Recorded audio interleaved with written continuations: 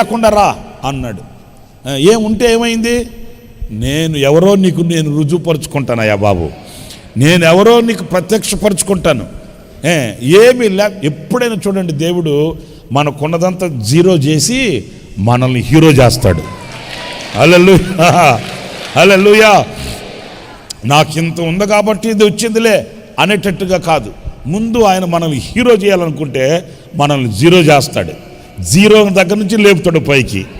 స్తోత్రం కలుగునుగాక. అందుకే అబ్రహాం కూడా అన్నాడు, సర్వోన్నతుడైన దేవుడు నన్ను ఆశీర్వదిస్తే చాలు, నీవు ఇచ్చేది నాకు అవసరం లేదు, నీవు ఇచ్చేది నాకు చెప్పుల వారిన పోషక పుల్లని నాకు అవసరం లేదు, సర్వోన్నతుడైన దేవుడు నన్ను ఆశీర్వదిస్తాడు.